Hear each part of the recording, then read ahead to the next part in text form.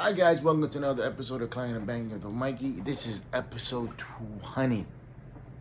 200 episodes of me just getting behind this camera and just saying what I feel, right?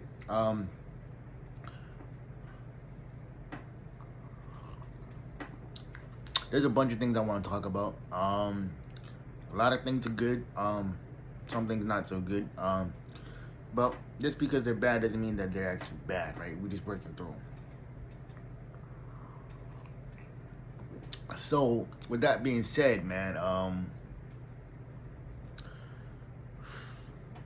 gratitude, bro. I know I've talked about this before, but right before I hopped on to do my podcast, I had ran across this Instagram page or this reel, and the brother was talking about gratitude, and trauma and everything like that, right? And he said just because grief is knocking on the door doesn't mean that it's asking you to forget, because it's not. And that's how I took it. And he was saying is like when you lose somebody initially, you lose somebody for the first time, and that's it. And the longer you're still alive, you have to rebury them for as long as you're still alive. I thought about my brother. I thought about all this shit that he's gonna miss.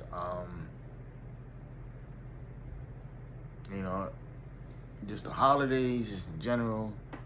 I don't know if I'm ever gonna become a dad. I don't know, but I know one day I'm gonna get married, and my man was gonna be my best man at my wedding. And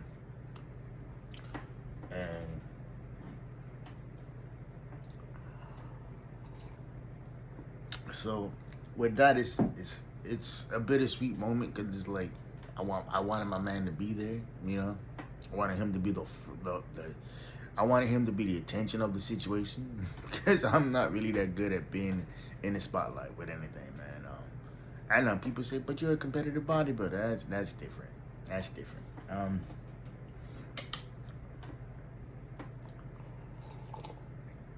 But the brother was saying something along the lines of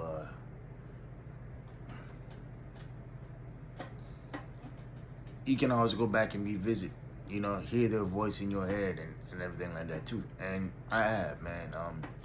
Even in certain situations where it's not really contentious, like me and this individual, we're just trying to figure things out. I can hear my brother in the back of my mind, like, hey man, this girl loves you. And I know y'all made some mistakes. Definitely said some shit that y'all probably didn't mean to each other.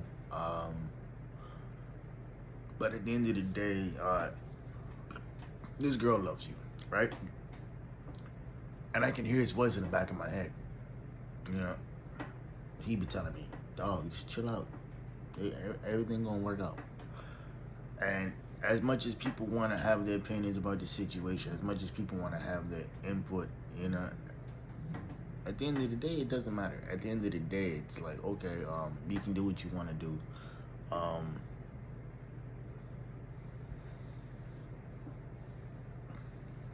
And that's that. I think everybody has an opinion on these situations, and sometimes you gotta let people crash out. What I mean by that is like you can give them all the advice in the world that you want.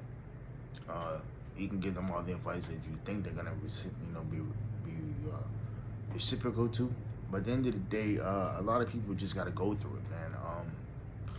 I know there's one girl who knows a girl. She's stuck on this situation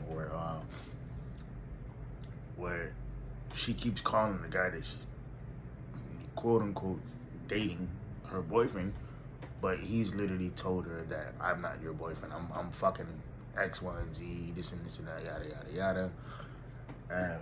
It's just like it's just so it's draining because it's so stupid.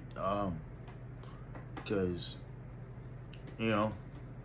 there's a difference between somebody hanging out with you and somebody spending time with you and somebody talking to somebody else. simply because you guys ain't exclusive or whatever it is. That's different, you know, for a plethora of different reasons. So there's that. But when somebody tells you that you're not my boyfriend or X Y, or you're not my girlfriend, that's, you know, X Y and Z, or I'm not your girlfriend, I'm not your boyfriend, whatever it is, and they're telling you that, you know, that they're out there fucking, you know, 2, 3, 4 girls while they're talking to you, what's that tell you? Like, stop creating space for somebody who doesn't want to be in that space.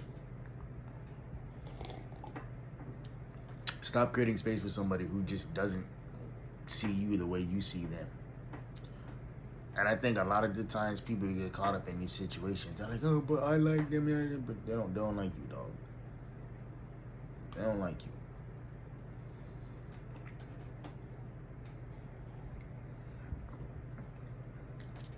you. It's like, this one cat that I know, he was seeing this one girl, and mind you, I'm friendly, I'm whatever, and like, we're all competitive bodybuilders, and like, mine look real good. I told her, yo, you know, well, like, whatever you doing with your glutes is working, man. It's, you know, it's like, keep training hard. And I started calling her the dump truck because that shit looked like a Tonka trunk, you know, like, that's how big it got. But it was muscular, right? It wasn't like, she wasn't a girl who just had like a fat ass. It was, you know, or like a out of shaped ass. It actually had a shape to it, right? And I guess him and her were talking, and I guess she let it slip that I said what I said. And then one day he came up to me like, hey man, you gotta stop with your comments.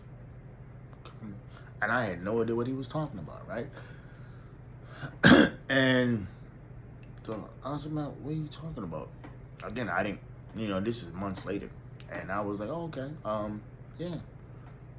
But come to find out that he had feelings for this girl and she wasn't feeling him the same way that he was.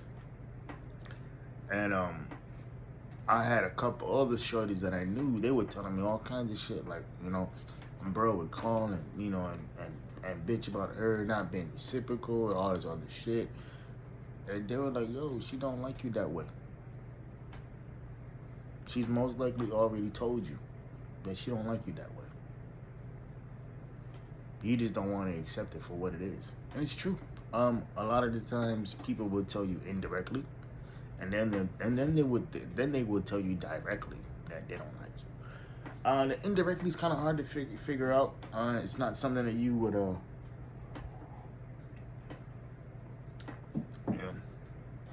it's not something that you would probably pick up on right away, but the indirectly would be like taking a long time to respond to text messages, or just taking a long time to reply in general. My rule of thumb is that depending on what the conversation is about, I don't have to respond to it. There's recently I had a friend of mine who was talking to a girl that he knows, and she was triple texting him, quadruple texting him, and then she thought that she did something wrong, and he was like, what do you mean? What are you talking about? He was like, you text me in the middle of a busy work day. You didn't do nothing wrong. I just didn't have time. I had time to read the message. I just didn't have time to respond to it. Cause there's a difference when you look at your phone and you open up a text message and like, oh shit, okay, so and so texting me. All right, bet. Not saying that this person won't respond, but if you're respecting a response right then and there, then that's an emotional trigger. That's something for the other person to deal with too. And I've also had different friends where their girls be calling them, be texting them, and I was like, bro, it's like, doesn't she realize that you have a life too? Don't you realize that you have things that you want to do too? Whether it's like, I don't know, working out or just working in the clothing line or just doing X, Y, and Z. And even some of my female friends, they complain about their boyfriends. I'm like, oh, it's like, you got to realize that men decompress it differently than women do. Whereas I, for one, y'all see the setup behind me. Y'all see this behind me. I make time for this. This is just something that I do. Or I read. I'm not one of them dudes that, like, I don't really vent that much. I don't really think, not that I don't think it's important, but I think finding things that you enjoy, that only just you can enjoy, it's peaceful. I can throw these cans on for 2-3 hours a day and work on some beats. I put these shits on and everything else goes away. Everything else is muffled. And so it's like, at the end of the day, you have to find, it's like that one quote where it says you have to find 3 things. 1 that makes you money, 2 that brings you peace, and 1 that teaches you a new skill. It's true. And if you can find all 3 of them in one, great. I mean, I got my job. I got my career. 2, I got the gym, and 3, I got the studio. The gym feeds into what I call my 8-year-old boy.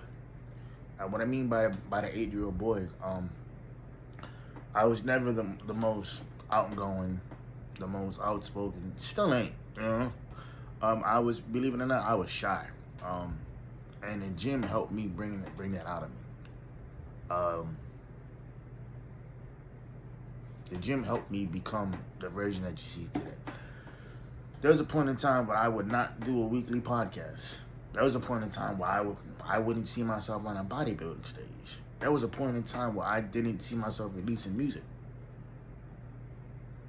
There was a point in time where I, wouldn't consider myself a published author. That's coming down the road, by the way. Yeah, and so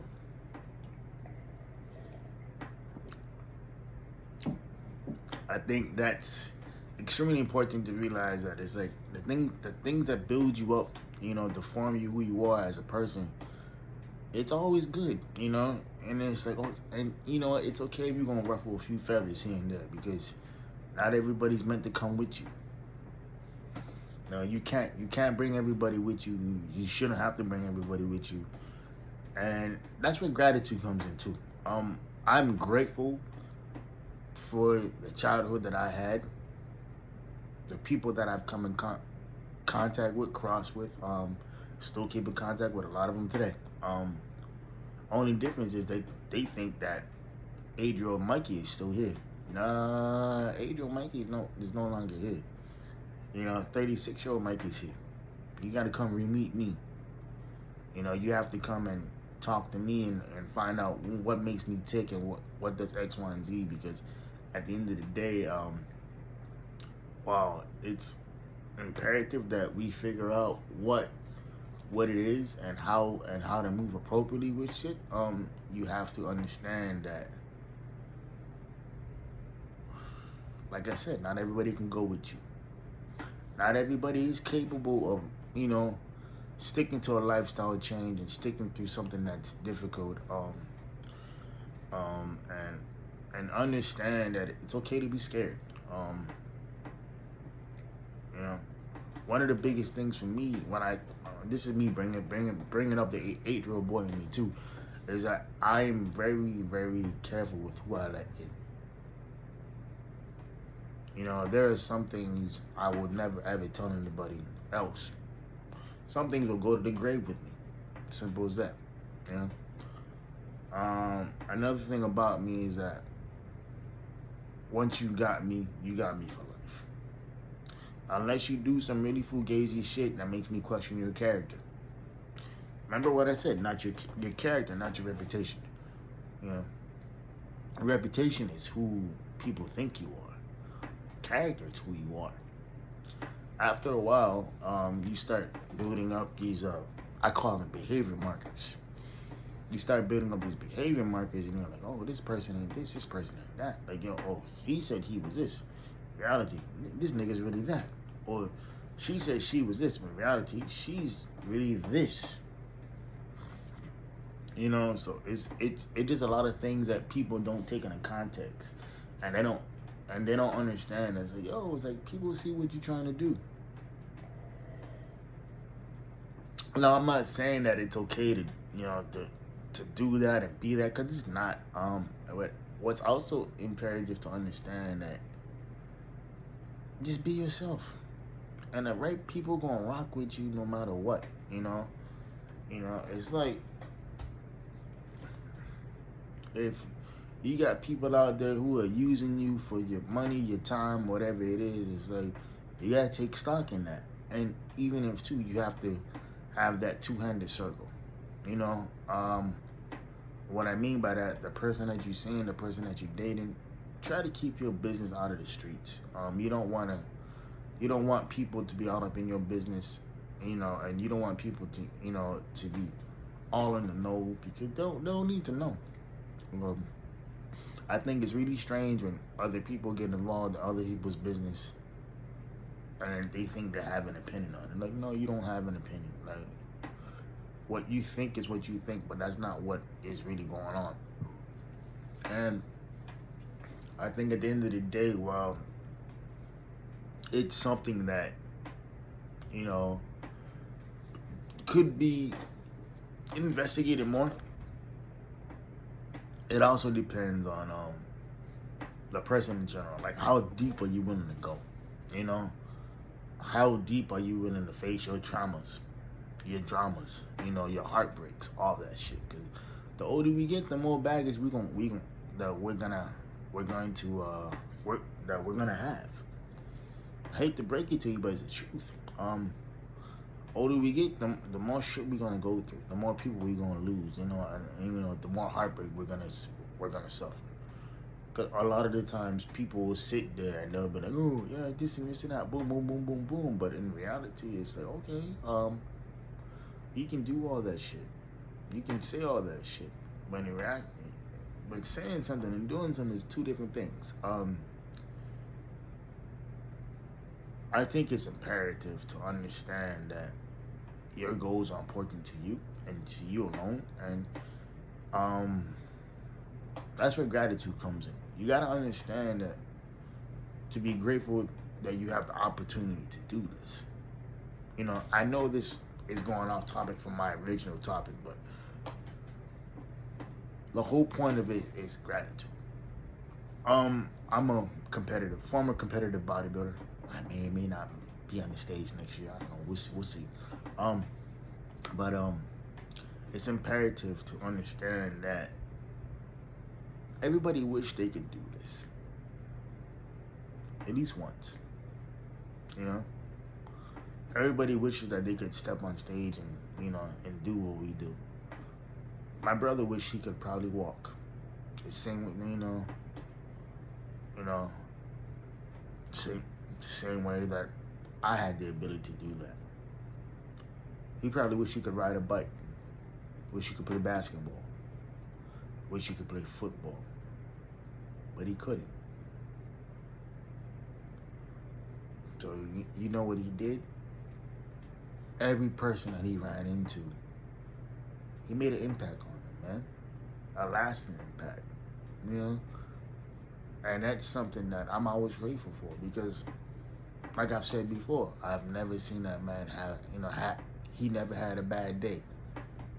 He may have had a few bad moments. He may have been pissed off at me, but at the end of the day, he was like, bro, we good. He's like, I'm always have your back. You're my brother. Good, bad, ugly, whatever. And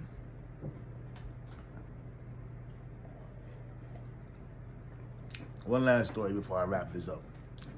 One of my brother's best friends through high school and college.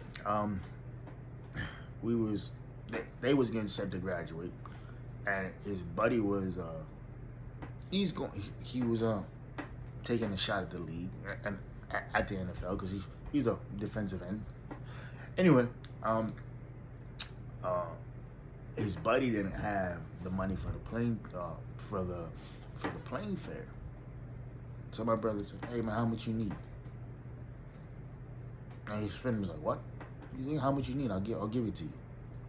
And he's like, "Dog, I can't take your bread." And he's like, "No." He's like, "No." He's like, "This is your dream, bro. Let me help." You know? And that's the type of dude that he was. You know, he was never gonna let somebody, you know, fumble and fall.